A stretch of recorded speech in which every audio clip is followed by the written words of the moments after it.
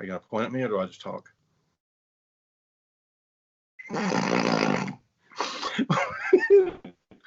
Welcome to the John Paul Show, brought to you by AdventuresInMinistry.com and the Palisades Church of Christ, the Allons Church of Christ, and the Lads to Leaders program, among many other groups of people who would love to be a part of this network, this show, at this time. So much going on. The summer is upon us. John, we have 2 shows left. We're in this show, one more, and it's what we call the summer hiatus time. I am Paul Sperling. With me, as always, is John Podine. Caleb Sampson, the famous internet guru, is behind the glass. This is the John Paul Show. John, go. Hey, Paul, I'm sure that everybody loved when they first turned in that you were just kind of snorting.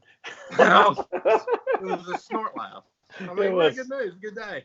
It was kind of funny, but yeah, this is where it's kind of sad, Paul. We have reached our point for the summer, and this show and next week's show, and then that's it for the summer, except for little pieces here and there whenever we there's some intermittent times, whether it be Inspire, AimCon, Oath up at Paintsville. We'll be there and have a show there. Actually, a really good one. We can talk about that in the show. And also, of course, the big August sensation. We can't wait to talk about that as well. Oh, that's going to be so good. I meant to put something out on Facebook the other day. Not that I ever get on Facebook hardly, but meant to put something out on Facebook that said we were like 75 days from taking off and heading to England. It'll be here in no. Wow. So what's happening in your neck of the woods? Well, in Montgomery, it's hot, Paul. It's hot. I mean, I really have no other words to say. If you live in the South right now, you are going to experience some great weather, hot weather this weekend. This is Memorial Day weekend, and man, it's exciting and winding things down and getting all excited. I'm getting ready to head to Florida next week. Yeah, you got a trip coming up for that. Yep. So doing some Lad stuff. I got an email today from the Lad's office asking my opinion, some kind of a survey thing. So if you get one of those, make sure and fill one of those out and send them back so they know how you feel about how things went. That's correct. We need all the input that we possibly could get. The good, the bad, the ugly. Be honest, but be Christian. That is true. That is true.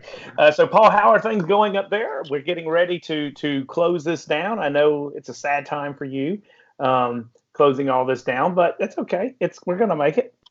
Yeah. We got a lot of other things obviously to focus on as well. We're about finished with our cafe area at the Palisades Church, and we're kicking off our summer program with some things with that and some curriculum stuff and some events for the kids and events for the teenagers. And so we're excited. The year changes and school's out, and so obviously there's some excitement that goes with that.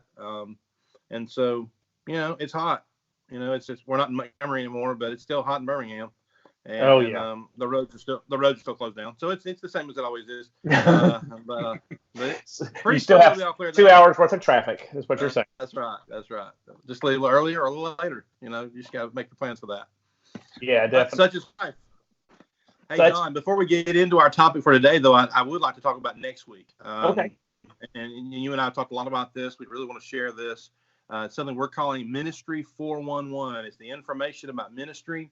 We're going to talk about the things that John and I have done over the past years, which is some assessments we do for congregations, but also for your community, for places all over the United States and pretty soon other countries. And so what we do is we try to assess elderships and deaconships and congregations and ministers and how the treatment of ministers, the treatment of members and elders and visitors and really the encompassing all of church and what's happening in the kingdom and how we can make it better. Some things that are in your face, things that will hopefully improve things a little bit. We hope to do that on the sides of everybody. So we're sort of becoming the advocate for all people breathing, all souls, and what can we do to make your life a little easier?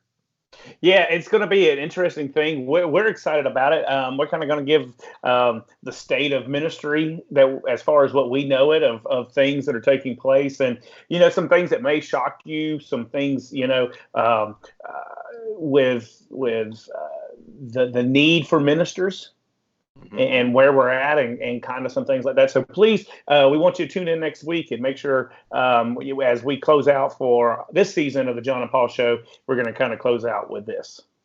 Yeah, and with that, this is really just the launching of a new segment of what we're going to be doing show this one throughout the summer. We may have some verses, we may have some quick quotes, things that we think will help you, some little tidbits that we'll be tweeting out and also sharing. So please look for the Ministry 411 logo as you do that. Pretty excited about that. That's next week. Yes. So, but Paul, this week we have a topic that we think could be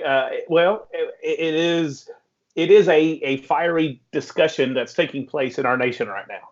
It is the fiery discussion that's happening in our nation right now, specifically in the state of Alabama right now, because of the signature of Governor Ivey, and so basically it comes down to this. Let's go ahead and jump in.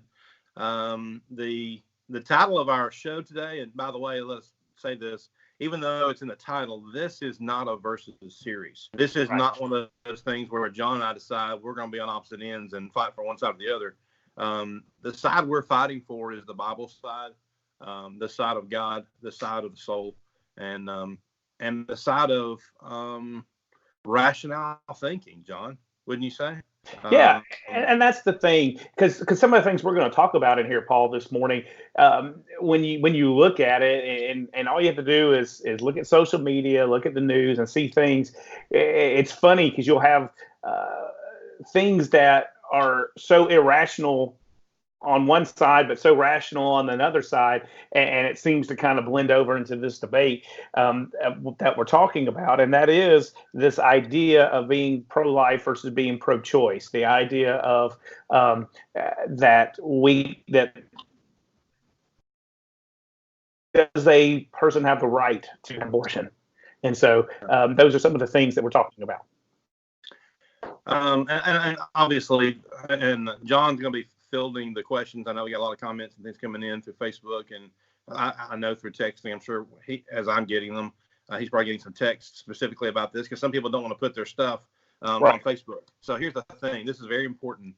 If you know John's number, and I'm sure you do, or my number, just text us your questions, text us your comments if you do not want to put them on Facebook, so that we can do that, or Caleb Sampson. I mean, he is the celebrity on the internet.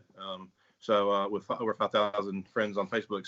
So send him your messages. He'll get them to us, and we'll share these. It's very important that your voice is heard, regardless of where you are, regardless of your thoughts.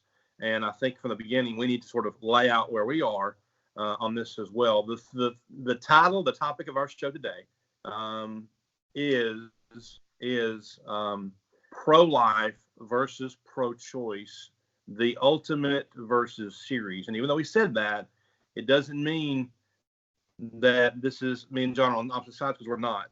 We're on the side of God. We're on the side of the soul, the living soul. And so I just want to start out by reminding people as we talk about this. It's a Christian broadcast. Okay, we're based from what happens in the Bible.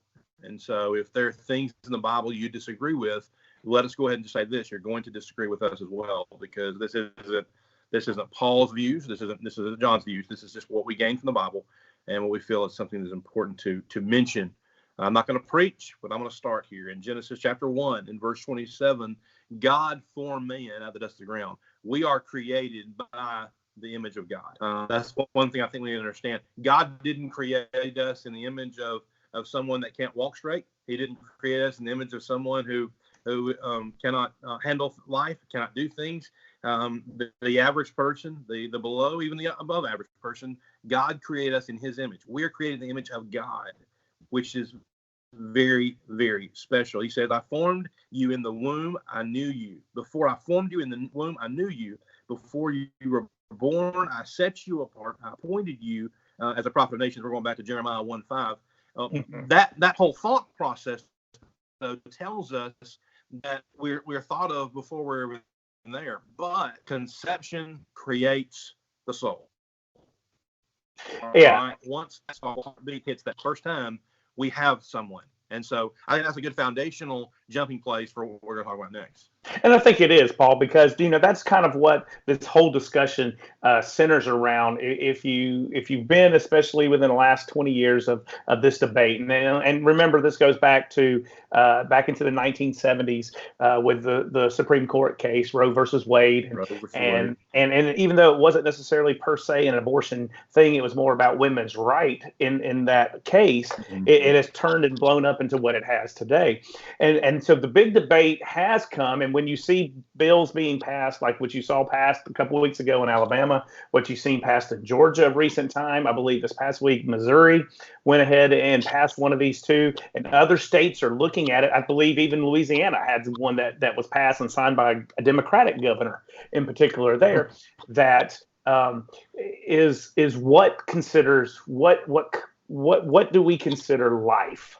Is that unborn child inside a womb of a mother? Is it just a bunch of cells and a bunch of atoms that have come together in a blob, or is it a living, breathing child? And that's where the debate comes from and really rages. And I think you did lay a great foundation there, especially that Jeremiah 1:5 passage that God is saying, before I even formed you in the womb, I knew you. Well, you go to Ephesians, find the same thing. He talks about the predestination there of Christians, of people he's created to be part of his family. It's not the predestination that people think about, that these is already done before you can do anything about it. What he's saying is it's the adoption of children, but of course that's a little different. But what I'm saying here is God has plans, and he knew about us before we were. Now, of course, God doesn't decide our destination. That would be predestination. And that is not what we're talking about. What we're talking about is the fact that we are creation of him. We are free moral agents. We get to choose and decide for ourselves in our life. And I think that's what I would say part of the biggest issue to all of this is there are some people, men and women, that are fighting for this because it's taking the choice out of the hands of the mother. And right. I think, and I want to make sure and explain the tweet that I sent out this past week about there are those that can make decisions and those that can't make decisions. I think this law was built for the unready, I hate saying the immature, but those that aren't quite there yet, who don't quite get it. And the fact of the matter is, whether you get it, whether you understand it or not, it's still a life. And so what I'm saying here with that was that they're wanting to have some, I wouldn't say we use the word control, but they want to make sure that responsibility reigns supreme in these choices that are going on. Now, go ahead. No, and that's the thing. We've gotten into this kind of relative morality that you see good people that actually do not believe in abortion, but believe that a woman should have the right to choose what to do with her body. That's where they'll come down and they'll argue. I saw some very people that I respected a lot, and they sat back and I hate to say this, even some followers of Christ that would sit back and say, well, I don't believe in abortion. I would never have an abortion. I would never do it. But that woman over there, she has the right to choose what to do with her body, or that family over there, they have the right to choose what they would. And so that's what some of this debate is kind of dwindling down to.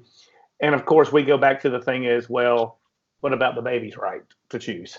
What about that right to choose? And so it is a very convoluted argument, shall we say, or discussion that we're talking about. Well, and you touched on something that's important is who's going to speak for the life of the child? If an adult wants to destroy the child because it's an inconvenience, who's going to speak for the child? Who's going to take care of the kids? Because that's what we're doing. And the Bible specifically tells us from the beginning, and in the Old Testament, the book of Exodus, we find where that it is wrong to murder. And so in most cases, when people are going, and especially maybe not so much today, maybe some today, but definitely back in the 60s, 70s, 80s, having a child and getting pregnant out of wedlock was an inconvenient truth, was an inconvenient thing. And so, well, let's just have an abortion, And so I think there has to be a line drawn in the sand, and I think that has been in certain states, where that, the issue of that, you can't just get rid of a baby because something happened and you made a mistake. And, but, one mistake can lead to the next mistake. And, right. And then we get into the whole thing, and I don't want to jump too far ahead, but there are some people who become pregnant against their will. And that angers me, John. I'm just going to say that I can't watch, we watch shows, me and Stephanie watch shows. We have a DVR machine on our DirecTV system. And so I don't let the TV define my schedule. So each night before we go to bed, we'll watch 2 or 3 shows. If I watch a show where a woman is being beat up or taken advantage of, I got to turn it off. I seriously get emotional about it. Right. When I see someone being hurt against their will, I want to lash out. I spent time. I'm a man. I spent time in the military, and I spent some time defending the rights and needs of our country. Mm-hmm. And so it bothers me. It angers me to see someone, even whether it's on TV or not. I realize it's a theatrical thing, but it just bothers me to see the force there, because what's happening is there's people who are watching that who are seeing it a different way. Right. Like, how can I take advantage? And that just, it bothers me. It angers me. But I know when a woman is taken advantage of and becomes pregnant because of it, the last thing in the world that she wants is a reminder of that happened. But the flip side of this, and again, I don't want to jump too far ahead, but the flip side of this is there's a family out here who can't get pregnant for anything, and they can't afford in vitro and everything else that goes with it. They can't afford that. They can't afford that pathway. That's where I think that adoption plays a big part, and I think that's what God wants. I don't think God wants us, a mother, to have a reminder of what happened to her all of her life. Okay, and so that's the mother's choice. But I think it also is something that tells us that there are options there, so we do not have to kill this life, because like it wasn't the baby's fault. Right. This child didn't ask what to happen, but it also didn't ask to be taken away from breathing either. And so I just think that's an option that it is out there. And some people think that, well, if a person is raped, then I can just abort it. Well, it's not the child's fault, and I'm sorry that happened. But I think that's what I think adoption is a good option for that, for people that can't have kids. And so, Well, and if you look at it, that's kind of where the debate, especially within Alabama's law that was just signed, is centering around is it has an exception for a mother's health, and we're going to talk about that here in a second. But a lot of people are really hammering Alabama because of the exception clauses of rape or incest, and how come that was not included in the provision of allowing abortions within the state of Alabama. And that's what you're going through, Paul, that there are some things that happen in people's life that are horrible, and your heart hurts for them, and your heart goes out for them. And it is this challenge of what is right, what is wrong. How do you allow, this to take place and not this to take place? But I saw some statistics that were very interesting, Paul, that you might find kind of interesting here. There was a thing talking about the statistics within Florida over, I think it was in 2017, all of the abortions that took place within the state of Florida, less than 2%, I think it was like 1.3%, consisted of mother's health, consisted of rape, or consisted of incest. It was like 98.7% of the abortions took place was by choice, not because of one of those things. And so that's what we're talking about. And that's where I think a lot of people get so wound up. Everybody wants these things in here, but statistically speaking, we're not talking about, even on the statistical chart, you're not talking about things that are really showing up. And it's really upset people, and it's caused a huge uproar in our nation. Yeah, I think that when you get into the whole incest discussion again, right. I just, I think that changes the conversation a little bit. And maybe I'm taking a stand that maybe, I don't know if it is a versus thing, but the incest thing can create a child with problems for the rest of his life. Mm-hmm. And I think that that's something I think that we need to think about and really look deep in. I don't think it's as because everybody thinks it is. And so, man, what am I trying to say here? I don't want to say the wrong thing. I understand. I mean, seriously, I just, even the study I've done in preparing for this, sometimes you're not ready for these things. And it's easy for you and I to have this discussion to talk about these things. I'm sure every woman, and hopefully there's some that are watching this, they're watching this, thinking, what do these guys know? You know, maybe we need to get Kristen to talk about this on her podcast. But it's just one of those things where that from a woman's point of view, from a mother's point of view, from a female's point of view, I mean it's different, you know, and it won't happen to us. But at the same time, what Alabama's doing is, and those states, I think they're trying to protect their people and protect from those that don't understand or don't know how to deal with the choice itself. Right. I get what they're saying. I understand what they're saying, because the majority of folks probably, I mean, they are mature and they can handle it. And they want to know, why can't I can't have a choice? What's the deal? And it goes back to what, the early 1900s, you know, with other things that were taken away or that they didn't have yet, the women didn't have yet. And so I get that. I understand that. And I get the problem with it. But I don't know. I feel like I'm just talking in circles, but it's just, you know, it's a very touchy, very serious issue that I wanted us to be able to talk to and to have an open dialogue about, because let's face it, in the church, we're not having an open dialogue about a lot of things, and this is just one of those things. And that's the thing, Paul. It does make it the way it is. We got some comments coming in here. Want to kind of get to them real quick here. Stephen Ward has said, you know, he was talking about the numbers. We were talking about the numbers here with like I was mentioning with Florida. Rape is less than 1%. Incest is less than 0.1%. You know, doesn't agree, but we need to understand the numbers here. And I agree with what you're saying there. Brandon Edwards says that God works in the mess. And that's one thing that I think we need to understand. He always worked within the mess. The problem that so many have bought into, the lie that people cannot overcome the situations in this life. They take a tragedy and provide a quick fix instead of dealing with the actual issue at hand. And I love this. It's about devaluation of human life. And that's what we're talking about when we're arguing and talking about this subject is, how do you view about the sanctity of life? How do you view that person as a soul within it? Phil Lacefield, don't know you, Phil, but I like your commentary. He said abortions are murders according to God. It's very simple. It's not rocket science. It's talking about Matthew 19, Exodus 20, Deuteronomy 5, etc. You know, and we've got to be careful because, and this is one thing that I really heard this week that really kind of has in the last 2 weeks really that's blown me away. And Brandon sits in here. The issue is that we're devaluing the life of a child because others have devalued the life of others. Think about something here, and this is where when we began this show, Paul, you were talking about how some things seem logical in some places, but it's become so illogical in others. Do you realize that there are certain things in like certain animals that we have that if you kill those eggs, you are not only going to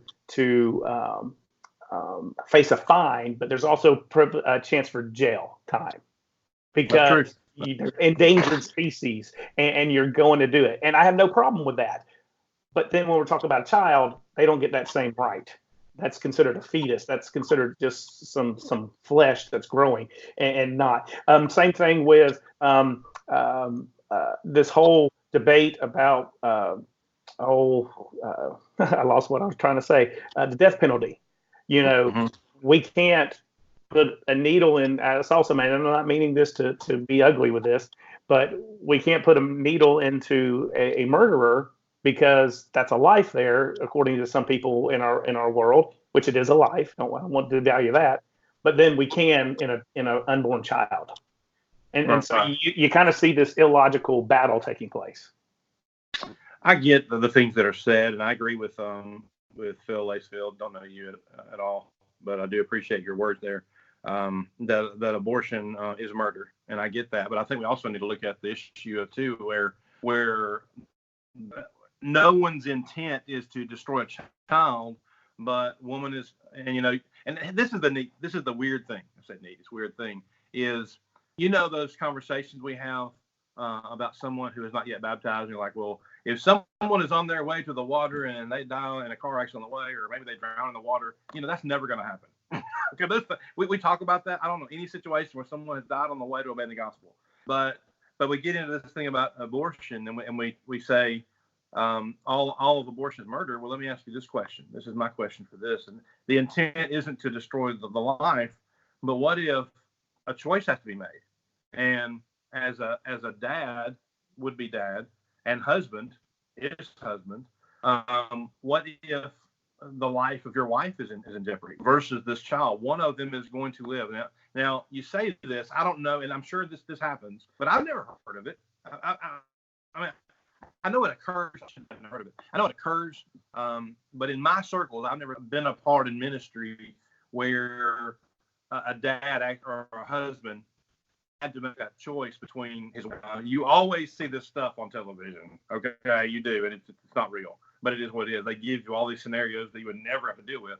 But what if that came up? You know, you're dealing with that, and you have to make a choice. Do you choose over a life that is, it's a life, it's a soul that would go to heaven if it couldn't live, so the mother could, or you'd let the mom of 20, 30 years, 40 years to die so that this dad would raise this child by himself? I mean, I don't want to end the life of a child. I never want to do that. That's nothing I would ever want to do. And I agree with Phil on this, but I do also think maybe there's those scenarios there where it hurts the heart where you got to make a choice. Mm-hmm. Well, and that's the thing that, we hope that nobody is ever involved in that situation where you have to make that choice. And like you said, I've never run across that. I'm not saying it doesn't happen, but I've never come across that of where a mother is like the father sitting there and they're having to make that choice because the mother is going to die or the baby is going to die. Which one do you choose? Right. I think you and I are on the same page with this, that the child, if the child was chosen, would go to heaven. If that had to be made a choice. And so, I just thank God I've never been in that situation. Yeah, me too. to do all of that. Got some comments in here. Wanted to get to Frodo's because he said he may have to go here really quick. He said abortion is a terrible reality. While we need to encourage women who are pregnant to consider other options rather than abortion, however, we need to provide healing, forgiveness, and mercy for those who have had an abortion. We need to be careful not to isolate those who have made the choice, and we need to stand for the truth, but we need to remember to stand for the truth in love. And that's the thing, Paul. We do come across people. You cannot be in ministry and not come across people that may have dealt with this. And we do have to be careful with what we say and how we say it and how we deal with them, because some people made some choice. Think about the lady who Roe versus Wade, the case was brought for, the Roe lady who was bought. She has come out publicly and has said this for years, that if she knew that this is what was going to take place, she never would have had this. She wished she could go back and change everything. I got something I want to bring up here with what Stephen Ward said here a second ago, that she wished she could change things. I'm adopted, so I'm not sure exactly what my story is and my background is, but my birth mother was willing to carry me to full term and give me up for adoption. And so a family adopted me and took me in. Stephen Ward says this, and I'm going to say this, Stephen. He said this: it happened where I had to make a decision to possibly abort my child because they thought it was an ectopic pregnancy. And you and I talked about this the other day. And I'm not sure we would consider that abortion when you're sitting here and it's an ectopic pregnancy and things like that. That is something that's different. That is kind of that is a medical thing, and taking care of the health. And these are things, Paul. And it is hard for us as men to talk about this. It is hard because we're not the ones dealing with this. We're not the ones carrying this. True, but true. So we want our ladies who are watching this to please understand that, and that we admit that we're coming from this from a man's perspective. Well, I didn't know that about I know a lot of things about Stephen Ward. I did not know that about Stephen Ward. But Stephanie had an ectopic pregnancy.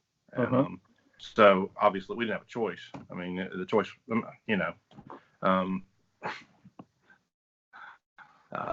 this is you know, everybody's got their track record. But I know before we had Laney, we had about 3 miscarriages, and it was a tough 2 or 3 years. And you know, we always get a lot of questions. Why'd y'all wait 10 years to have kids? Why'd y'all wait 10 years to have kids? We didn't. I mean, you know, we got 3 children that are in heaven, and so this is personal. This is personal to us, and it's interesting how that John and I can come from different directions, not as women, but as people who've dealt with a situation that could have fallen into the category. And thank God that greater minds, that faithful minds, that people who love God reign supreme with these situations. And so we want you to know where our heart is, while we understand the same thing is, you know, God's choice is life, and so that's where we're gonna side. And then, but at the same time, I love the words of Frodo on that.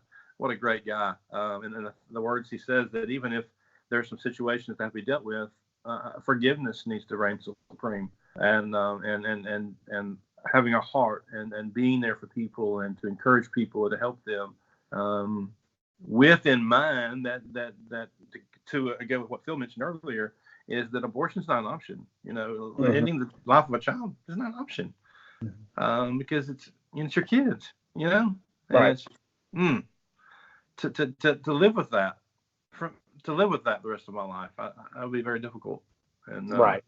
But Well, and that's the thing, and you know, that's why this is such a touchy subject for people, and why it is a challenging thing. And you do have people who have made choices that that we don't believe were right, and had to make some tough things and make some tough decisions.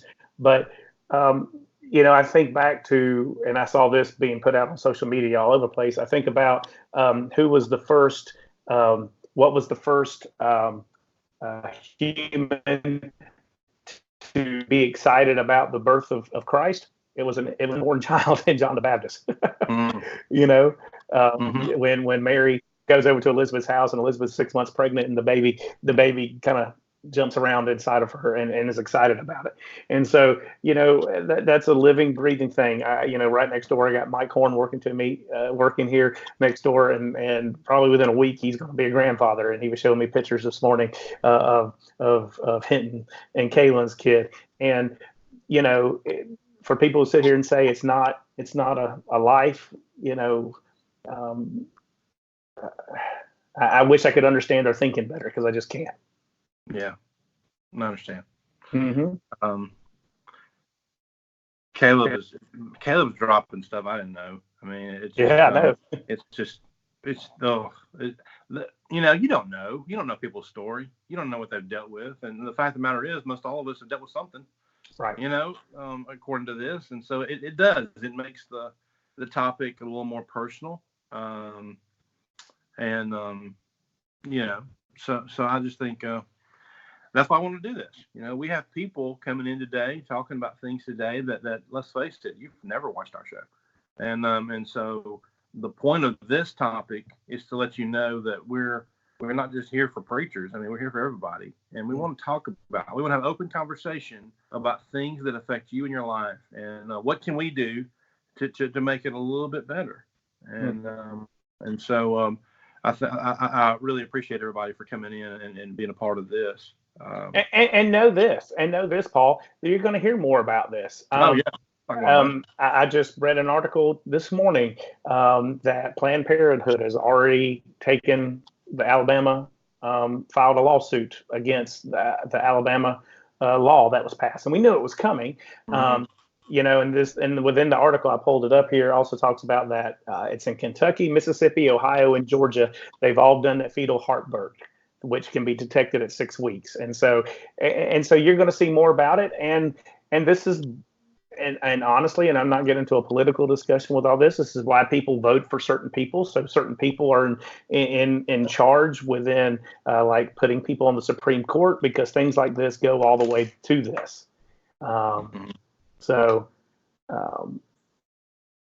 just remember everything we do have consequences to the choices we make.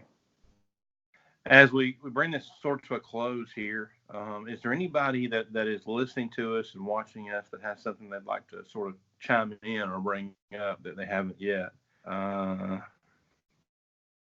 yeah. I like what Frodo mentioned there about some people worshiping the creation rather than the creator. Mm-hmm. I think if we keep in mind more about what God wants, it's going to make life a lot easier for all of us.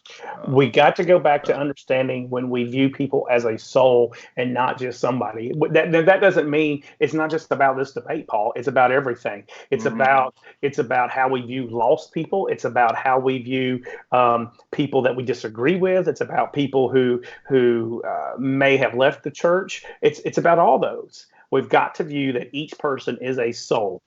And so that's what we've got to be able to do. Caleb mentioned here some bad hair posted,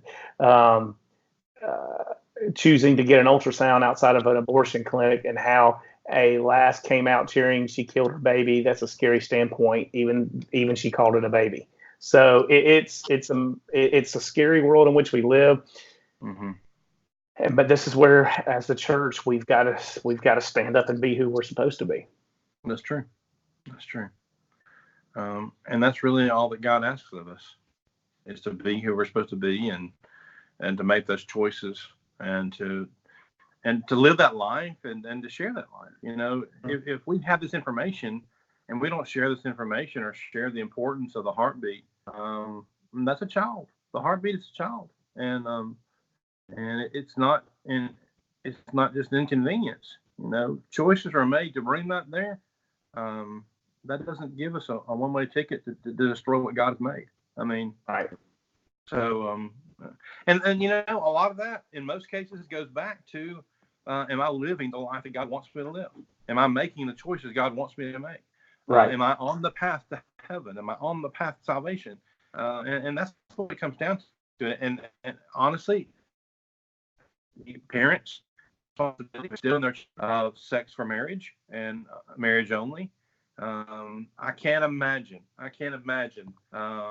someone having a clear heart with having sex before marriage. I can imagine someone not looking over their shoulder and worrying and thinking about all the options and all the things that could possibly happen. You know, we just need to follow God's plan and live it God's way and God's will, and not worry so much about what society says, and what society says is okay, and what society approves and says you can do whatever you want to do, and who cares about the after effects, because none of them believe in heaven anyway, in most cases if you go through Hollywood. So I think that we just need to think about that and consider the fact that we're not guided or ruled or judged by what the world thinks. It's by what God is, and, right. And what He's done and what He's given up. He gave His only Son for all of us, and so as parents, let's make sure and instill that in our children as best we can. I posted this past week about train up a child in the way he should go, and he won't depart from it. Is that a promise or a proverb? Well, it's a proverb. There's no guarantees. We just do the best we can to teach our kids the best we can to get them to that point. And we just hope and pray that they make the right decisions based on the training that we've given them. The key is the training. And so let's work on that. Let's continue to work on it. And I don't think you'll ever stop that. You know, I've got an 11-year-old and almost a 5-year-old. You have a 20-year-old? Yeah. My goodness. So my point is, no matter how old or young your children are, and we got people listening that have older kids than us, than you, is that the training never stops. I don't think it does. I know at a certain point, you know, you got kids, you want your parents to leave you alone. But I'm telling you right now, my mom, she's still telling me how to parent. She's still reminding me all the time. She took the belt to me. I'm like, oh, thanks, Mom. Hey, son, you remember the time we asked you to go out and pick up your own stick and come bring it to us and we'd whip you with it? Oh, yeah, that was great. Thanks, Mom. You know, they remind us of things, but the training never stops. And that's part of being a part of the church, helping each other, encouraging each other, and making the right choices no matter what. Right. Absolutely, Paul. And that's, you know, that's kind of where all of us come in all of this, is that we've got to start making right choices, and we've got to do things in the right way. Yeah. Caleb made a good point about Abraham and Isaac. Yeah, you asked yourself, is there any difference? No, No, there's no difference than taking your son to a mountain and being asked to sacrifice him versus abortion. I mean, you're asked to kill a child. Of course, what did God do? He said, no. I mean, you're not going to kill your child. That's ridiculous. Yeah. So let's not do that. Definitely let's not not. live that life. Yeah. Okay. So I think just as Steve Johnson jumps in, we're done. Way to go. Show, Steve. It was a great show. Go back and watch it. I'm just kidding. It's good to see you, buddy. So many people here watching. Erica Campbell came in earlier from California. They're out there. Her husband's out there preaching out there, and they're having a good time out there. I joined with us here today. Did we miss anybody? I want to make sure that we can recognize. Brandon came in, said Aaron Pettis is watching. Amy Canfield. Tell Buster I said hey. Good folks. Regina Gallagher Allison joined us as well. Samantha Spell and so many others. So thank you so much for being here and watching this segment of it. And so I guess that's part of the topic, John. We don't really have a versus series this week as we usually do. We just wanted to spend the majority of our time about this thing and continue to think about this, meditate on this, but also, John, we need to ask our folks to pray about this, pray for our nation. Absolutely. And that's the thing, Paul. This debate's not going to end. It's going to keep going. You're going to hear it.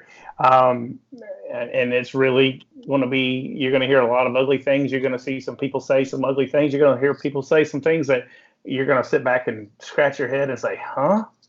Mm-hmm. Huh?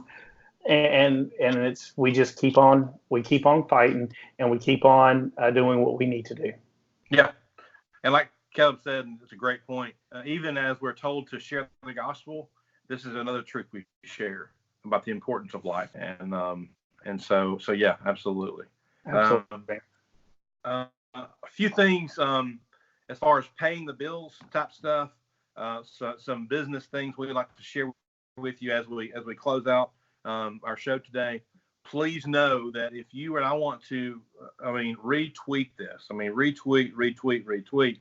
If you are looking for a camp still, we're looking at June, but we still got a few days left in May. If you would like to come to Fulton University for about 5 days, $125, you can pay that, register online before the end of May and be a part of that great camp.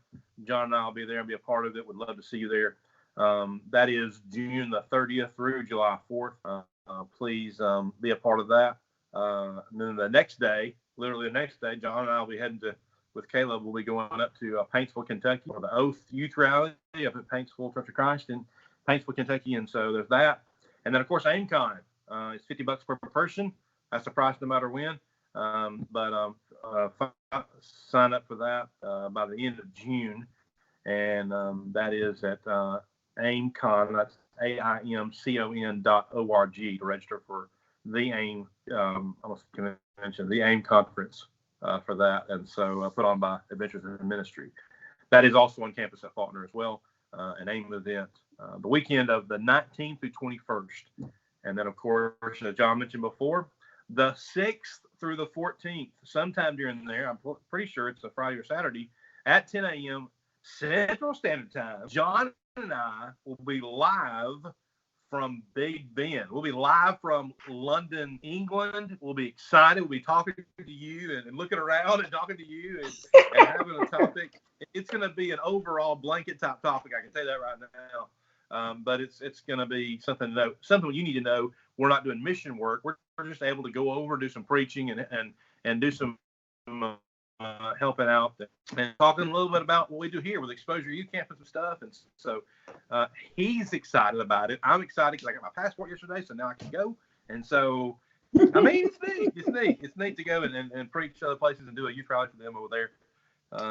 I can honestly say it's the longest I've ever gone to travel to do a youth rally. So it'll be pretty cool. We're excited. I know we're all excited. Any thoughts on it? Yeah, John went mute on me. I don't know where he went, but anything to add there? No, that's about it, Paul. Well, Paul? Okay. Well, also, don't forget about the AIM series. Go to adventuresinministry.com. AIM series is out. The better. The book of Hebrews. That 7-week series. Check that out. For John Podine, I am Paul Sperlin, Caleb Sampson behind the glass in our studio, kicking it back, hopefully making us look good or better than we really look. Thank you for being here. This has been the John and Paul Show. For John Podine, I'm Paul Sperlin. Thank you for being here. Don't forget to follow us on Twitter, Instagram, and Facebook at John and Paul Show. Send us an email at thejohnandpaulshow@gmail.com. Go to the website at johnandpaulshow.com. And also, we're there on the website for Adventures in Ministry, Palisades Church, Allons Church, Lazarus Program, AIM. That's John. I'm Paul. Thanks for being here. God bless.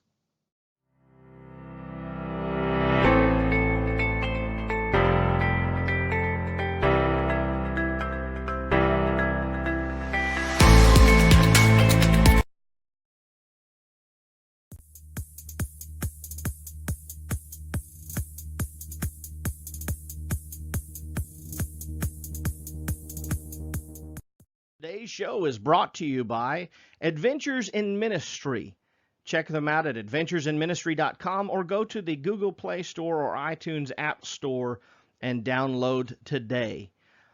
Also brought to you by Exposure Youth Camp, or EYC. It's hosted at the end of each year. This year it will be December 27th through the 30th, and you can find out more by going to exposureyouthcamp.com or get the apps today. Also brought to you by the Palisades Church of Christ, located in Birmingham, Alabama. Check them out at palisadesfamily.net. The schedule of the John and Paul Show coming up. If you have the opportunity to be with them, check it out. Or go to our website, johnandpaulshow.com, to know more. Of course, we want to invite you to come back next Friday at 10 a.m. Lord willing. We'll be with you to have all the ministry talk and the sports talk as well. Hope you go out and make it a great day.